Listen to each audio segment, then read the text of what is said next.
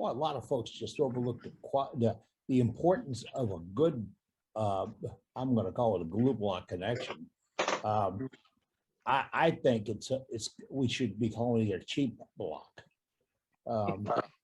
Really, because what do you want on the floor?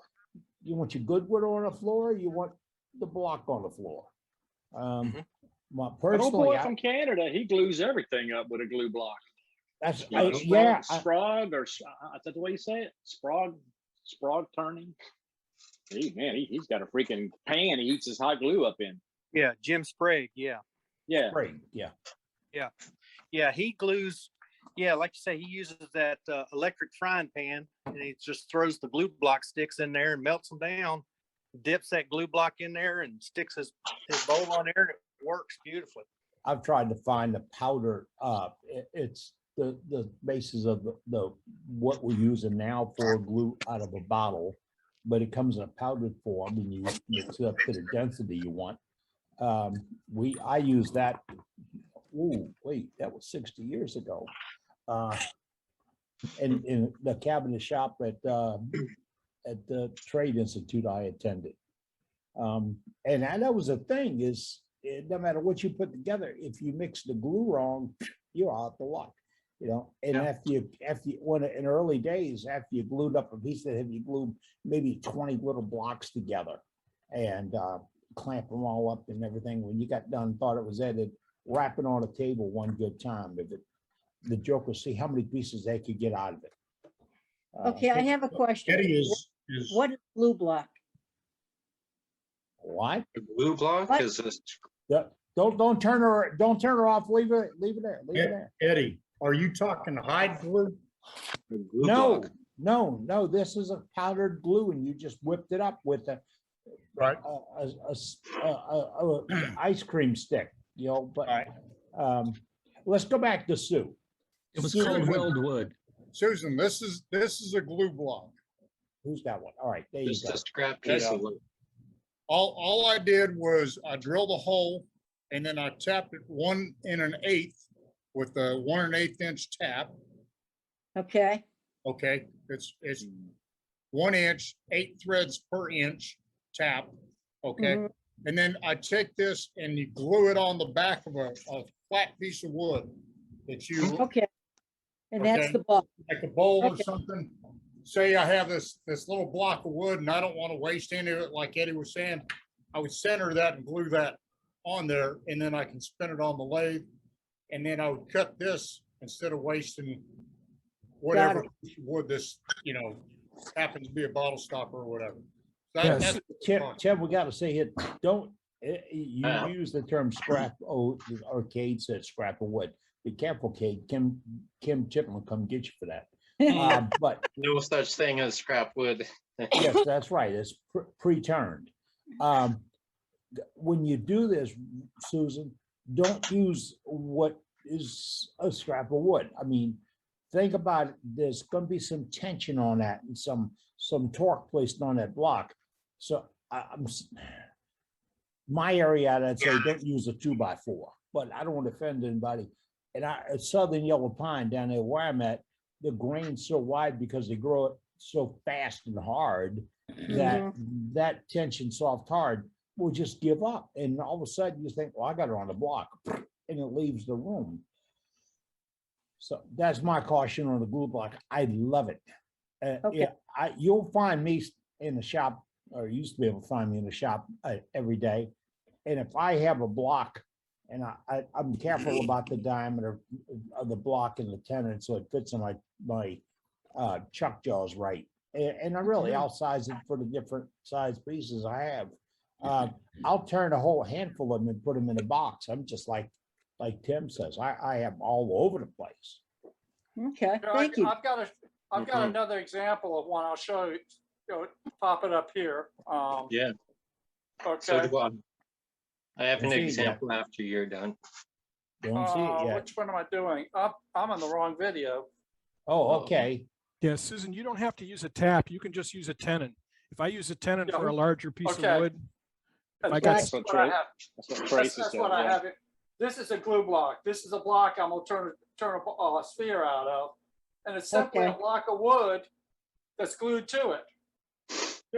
Here's a glue block that's not glued up. Now, what kind of glue do you guys use for that? I'm using wood glue. Okay, Yeah, I use Tite use- Bond. I use that's- Type I'm Bond using- too. I'm using Tide Bond 2 is what I'm using. Glue it up there. Yeah. And when you get through with it, you just part it off and, sacrifice a little bit of the block. And okay. then I reuse it again. But that's a glue block. Well, thank That's you. where the thin parting tool comes in. Really, really happy to slide down in between there. Not a lot of resonance, not a lot of impact. And I mean, you're going into a space that you know has been separated before.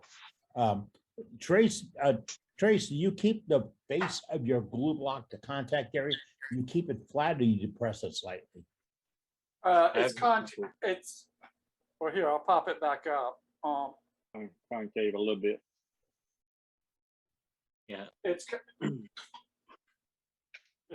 Well, that one's flat, but I try to concave it. I like to dish it out just a little bit so my contact surface is around the outside. Okay, If you're. I'll make sure make sure it is not domed, because if it is domed, it will not work because it'll only attach to part of it. Yes. But- Has to be perfectly flat. Either It may- flat or concave a little bit. Yeah, if you're gonna. Concave. glue- Go ahead. If you're gonna glue up a piece and it's gonna make a couple of moves, like take it off your one way right there and go put it over in your ornamental to decorate it and then hum back and put it back on your lathe again. And it's gonna be there a while, and I'm talking a while, I got stuff that was glued up like that for a year. If that block is glued completely across, when that block moves, the glue doesn't move. You'll get a fracture in that full face, and you don't need the full face. You can hold it on a 1/16 or a 1/4 inch. okay. And that gives you adequate bond. Yeah. And, Another example of glue blocks, or go ahead, Tim, I'll go after you. I'm sorry, I didn't mean to cut you off. If you are gonna glue it with hot melt glue, don't use the low temp stuff. Use the high temp. Okay? And when you put a bead around the glue block and you mount it to your piece, then put an additional bead around the outside of the glue block and the piece together, and it'll be more stable that way if you're using the hot melt glue. Okay, But Now- if not, use regular glue. Let me. You gotta be let me careful, ju- don't get. Let me don't jump use- in one thing. Let me jump in on hot melt glue. Yeah, I watched the demo in SWAT, and they basically were taking burls and gluing up blocks against burls using hot melt glue. And you could separate the hot melt glue with alcohol. When you wanted to take it off of there, he simply put alcohol on it, and the alcohol will break that bond. wow.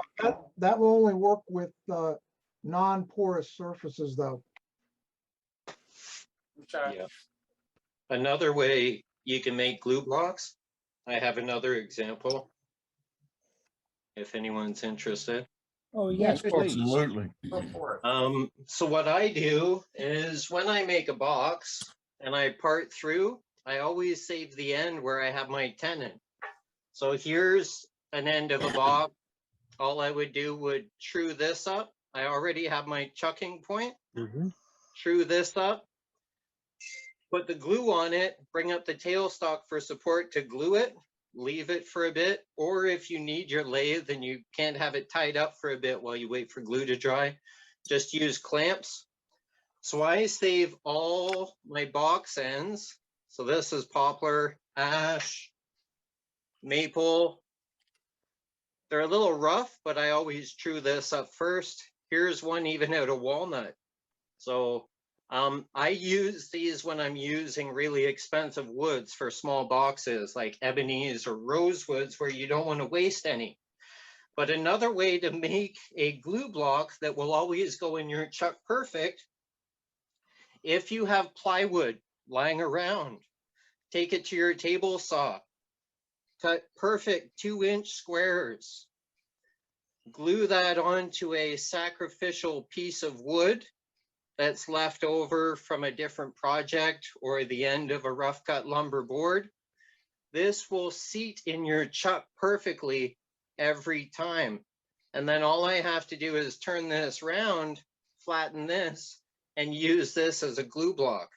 And if I take this out, stick it in another chuck, it's going to chuck perfectly again within a number 2 chuck. And you can make hundreds of these out of one piece of plywood and cheap maple or cheap ash. But you would be better off using a non-porous wood because you'll lose some of the glue within the pores. You'll still have a strong bond, but you'll just have a stronger bond with maple or a less porous wood. So there's Good a couple idea. more examples. Yeah, There I've got you one- go. I- If it happens at wood turning, it happens here. Hey, Billy Dillard. Billy Dillard. Sir, I'm, pardon me, I'm a little bit late and slow, but I have to say, happy National Wood Turning Day. yes. Yeah, that's awesome. I called it. I made it. I made it happen. You did. Way to go, Billy. Oh, I'm in, really? man. You're the man. Did you call it in the Hallmark? I didn't even know until I saw that post that it was I know. National Wood Turner Day. I didn't need it until I said it. You know, we can do that once a month. You know what I'm saying? I think so. I think it's great. I know. I thought that was every Wednesday. That's every day. Yeah, Yeah, I've got another thing I do with my I glue love blocks. that If y'all one. want to see it, That's Yeah, Matt, awesome go in ahead. there. What you got? That's hot gluing, yeah. somebody will have to spotlight me. I- Let me see. listen, Matt, Just make sure you use a real hot glue gun, not a toy one. Yeah, I'm looking I at you, use man. Titebond. Yeah. So, Not so, a dollar store one. so mine are just like whenever I turn something large and I'm using a tenon, I just save the stuff at the end and then I dimple it a little bit and make it concave like everybody else does. And I put little concentric circles in there, which helps me line things up when I go to glue something onto it. that's a smart move. I like the lines That's a good idea. idea too. Also, the glue will bite into the grooves, It will. Yeah. giving a better bond. And they're just, you know, I mean, it's something quick. You just face it off, put the dimple in there and then put a couple of concentric circles in there. It's all you do. You know, you could use a skew, you could use a parting tool, a thin parting tool, you could use a diamond tool, whatever that thing's called. Still don't get that right. You could use tool. it all after all. Yeah, there you go. Yeah, I got one of these. I don't know if you guys have seen one of these. Yeah. I got one when I bought that whole kit of tools, I had one of those in there. Yeah, What my in the my world? first set of 8 lathe tools when I got my first lathe, so many decades ago or however long ago that was. This is great for making grooves. Hmm. And you can round them off if you want to make beads. So, and that's one of my go-to tool rack. So